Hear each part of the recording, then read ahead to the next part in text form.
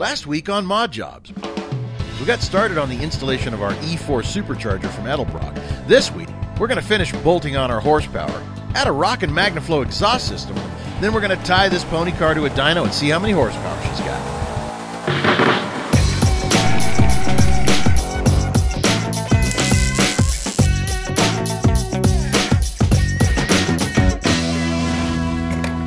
Welcome back to modJOBS. I'm Alan Taylor. As you know, we're customizing and modifying a 2012 Ford Mustang for a great charity, the Patriot Outreach.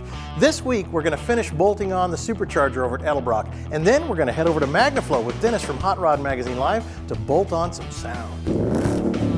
All right, here we are, day 2 in the build for the E4 Supercharger on the brand new Mustang GT 5-liter. We got a little bit left to go, but I tell you what, we're gonna fire this thing up today and have some fun. Don't forget, over 500 horsepower, over 500 foot-pounds of torque, and it's all street legal, all 50 states.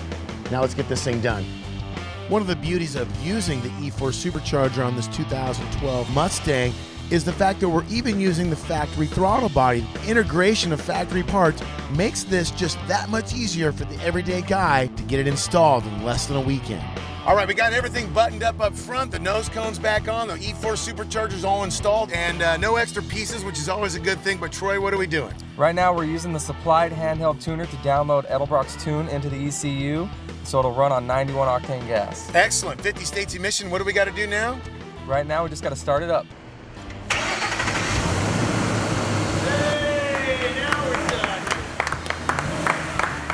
All right, we've got the supercharger installed, and now it's time to make sure this thing can breathe. We're gonna head over to our friends at Magnaflow and put one of their bolt-in catback systems and make it sound like a real muscle car.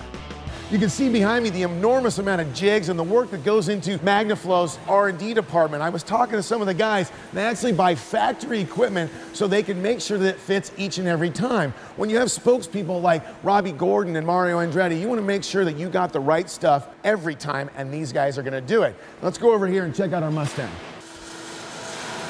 All right, guys, this is my crew for today. I've got Gabe Hall right here and Dyno Henderson to help me put this exhaust in. And the first things first, Gabe, what are we doing? First things first, we're gonna take the old exhaust off. Let's keep your hands clean there, buddy, and get to work. That's what we gotta do, grab the tools, let's go. All right, first thing we're gonna do is probably loosen up some of these brackets. I got the tools in my hand, is that what I'm doing? Yeah, loosen them, don't take them all the way off. I know, they were making fun of me saying I might need the rookie gun. Do you have to install any different hangers, or does it all work with the factory hangers as well? All works with the factory hangers. That's engineering. What do you think the weight savings are, approximately? Approximately about 40%. Yeah, so you're basically cutting half of the exhaust off the back of the car and putting better flow. That's what we're talking about. All right, everything seems to be in its place for pre-installed clamps, hanger mounts, everything. Now we're gonna start at the back, work our way this way. We're starting on the front of the car and work our way to the back of the car. Well, that back. My other left. My other left, Daryl.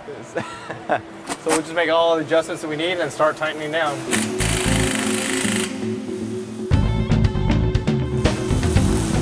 All right, this is the best part of putting on a new exhaust. The guys are gonna lower the car down, we'll fire it up and listen to the sounds of a beautiful V8.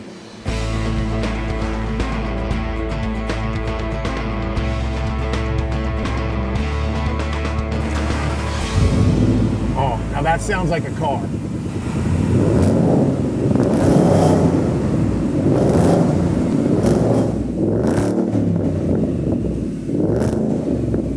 All right, now that's what a car is supposed to sound like. Now we got to make sure and thank our friends here at Magnaflow. If you want it to sound badass and run like a Mustang and sound like a Mustang, then go to Magnaflow. For now, I'm out of here. These cars already drive fantastic from the factory. I'm so impressed by these new 2012 Mustangs. But when it sounds like it's supposed to, then it just makes it more of that auditory, I don't know if you want to call it love fest that you'll have with your new Mustang. When you kick it down, let's listen to that. Supercharger installed? Check. Magnaflow free-flowing exhaust? Check. Now it's time for us to head back for Edelbrock and see what kind of numbers we put up on the dyno. Well, we've got the supercharger installed, and now it's time to come in the magic room, the dyno room right here at Torrance at the headquarters for Edelbrock. And we're gonna get in here and see what kind of horsepower numbers we can make. And we're gonna give that puppy the goose.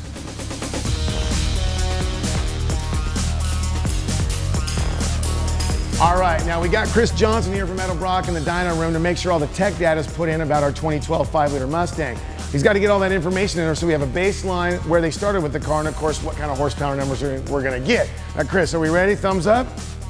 That's all I need to see. It's time to go put this thing to the test. When you measure horsepower on a dyno or in a car, it's measured at the back of the engine or the snout of the crank. Then you look at rear wheel horsepower, which is measured at the rear wheels on the ground on a dyno, like we did at Edelbrock. There is a difference because you do lose horsepower going through the transmission and the rear end.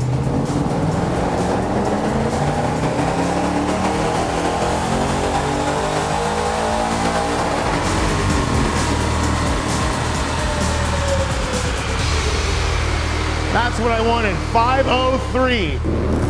The reality of it is 503 horsepower, peak RPMs, and over 450 foot-pounds of torque. This thing is a monster. It's gonna be so much fun. The people who get this car at SEMA are gonna be happier than they know what to do with themselves. But you know what, for now, I think it's time for us to wrap it up so I can go out and have some fun on the streets of LA.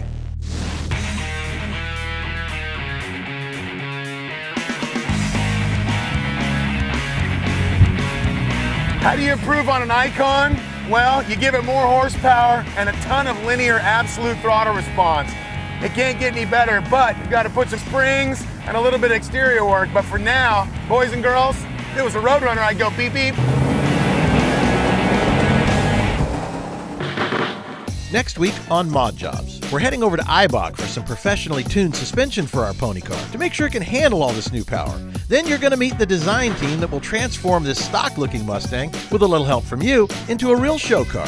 So join us right here next week on modJOBS.